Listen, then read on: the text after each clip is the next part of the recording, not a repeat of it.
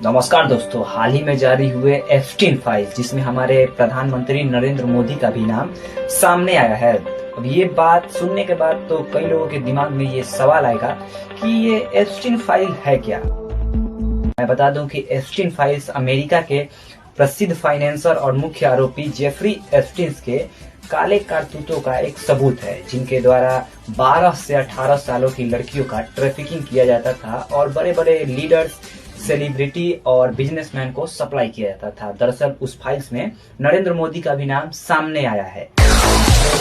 दरअसल 2017 में उनके द्वारा किए गए इजरायली दौरे का भी उस फाइल्स में जिक्र है, जहां पे उन्होंने एप्स्टीन से सलाह ली थी ताकि ट्रंप को प्रॉफिट हो सके।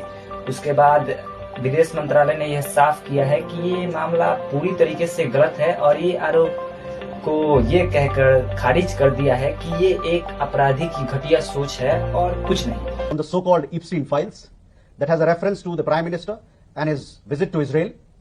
Beyond the fact of the Prime Minister's official visit to Israel in July 2017, the rest of the allusions in the email are little more than trashy ruminations by a convicted criminal which deserve to be dismissed with the utmost contempt. बाकी विपक्ष ने इस पे जांच की तो मांग की है और आपको पता होगा कि जब हमारे देश में पूर्व प्रधानमंत्री अटल बिहारी वाजपेयी और मनमोहन सिंह जैसे प्रधानमंत्री हुआ करते थे, तब उनकी न्यूज ऑक्सफोर्ड और हार्वर्ड यूनिवर्सिटी के हेडलाइंस में आती थी।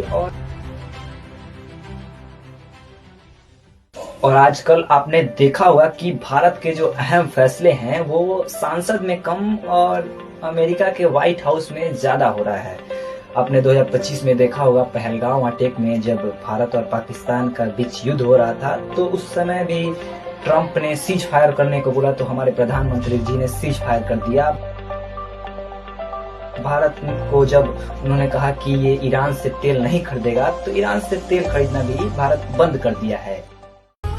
तो इस पे सवाल उठाना पड़ेगा और सवाल उठाने की जिम्मेदारी आप जनता की है। इस बात की पुष्टि तो पूरी तरीके से नहीं हो चुकी है, लेकिन फिर भी इस पे जांच अभी जारी है। लेकिन आपको क्या लगता है, क्या ये बात सही है? धन्यवाद, जय हिंद।